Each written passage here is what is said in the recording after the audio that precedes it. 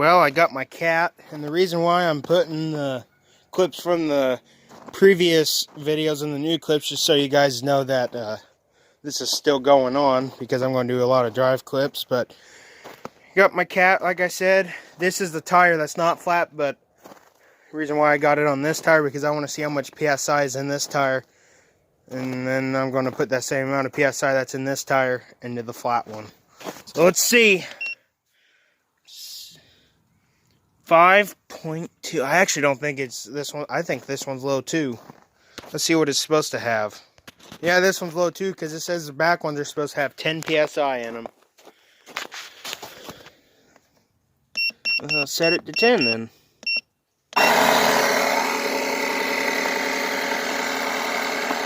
Cool. I love this cat.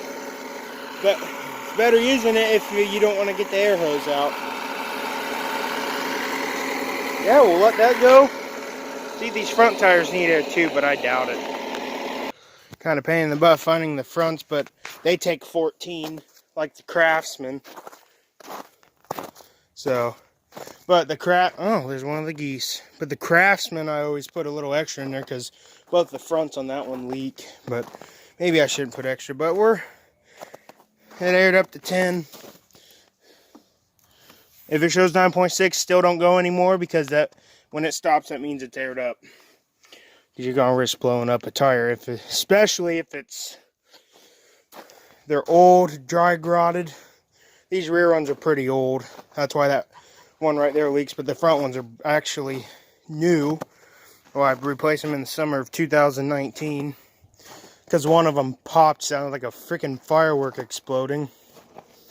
But yeah, I got both fronts replaced. The rear ones are still okay, but I have a feeling this one's going to go out soon because it goes flat in quite a while. It goes flat quicker than it has been. So I think I have to air it up like probably every month maybe if I want to drive it then. But yeah, I bet that one's going to show nothing. Let's see. And I was absolutely right. That was lucky that the tire didn't come off the bead. Staring up though. It just airs up a little slow.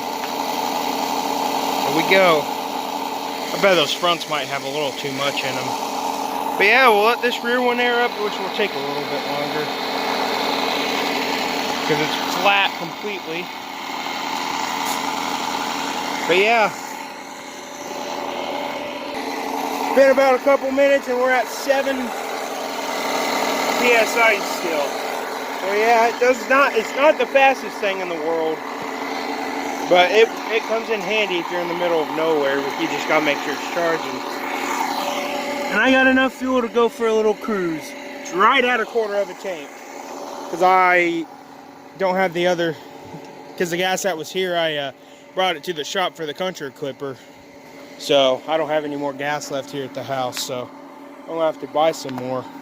Problem is, gas is getting super expensive nowadays. Yeah, oh yeah, this tire is, oh yeah, I won't have any issues.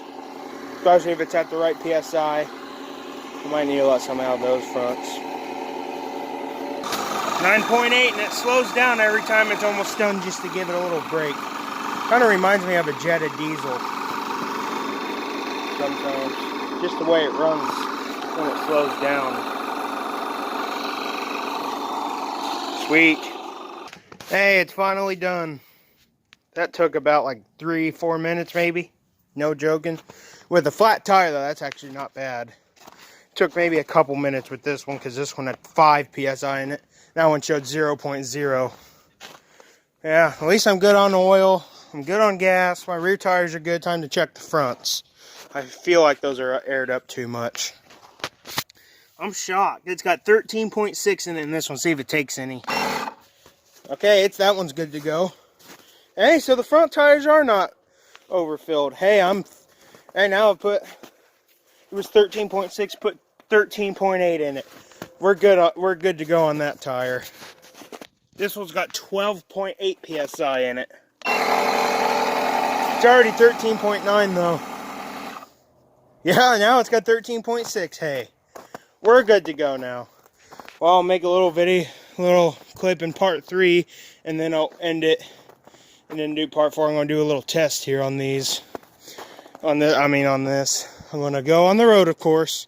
Do one going down, and then come back, get my tripod, and then I'm going to see if I can go in the little trail area. And, I'm going down a little bit, but a little trail area, and see if it'll get stuck there, because it's still got a lot of snow out here, and still not very happy about going through some of it. But yeah, let's get this booster back inside, and we'll get motoring. So the first thing I'm going to do, go on the road, set my tripod up, leave part 3 going, and of course get this thing a little warmed up on the tires. Go down and come back, and then in the video, and then do the little trail part. But the problem is, I'm going to have to stay in 3rd gear, because it doesn't seem like 4th gear. It pops out, which you guys saw, and I don't want to waste my time to keep trying to keep that thing into 4th gear, so we're just going to have to go with 3rd gear. So, yeah, let's get on the road and get the first drive going, which will be in this video, which will be starting off. I'm not very confident with that thing. It even wasn't very happy coming up the driveway. I think it was, yeah, it just started spinning in this. But I didn't think it was going to go, but it did go up without me having to rock it. But the scrap's so heavy and melting, so I don't have any good confidence about it going through that crap. Because it even had a hard time coming up the driveway. But yeah, it's up there. Shut it off just so we don't waste gas, and because it's loud when it idles low. But yeah, there's a tripod. You guys remember this drive clip? It's probably one of the most. It is one of the most common ones. The road drive, which I come down, come back a few times, but in this case I'm going to do it once, just to get this video, get this driving started off. All those tracks were the big reds. My big red. It was not very happy going through that crap, but that's when it wasn't melting like it is now. Alright, here we go. Like I said, 3rd gear is going to have to do, because 4th gear, it just pops out all the time, and I don't want to waste my time. So, we're just going to stick with 3rd. It'll be slower, but it'll have to work.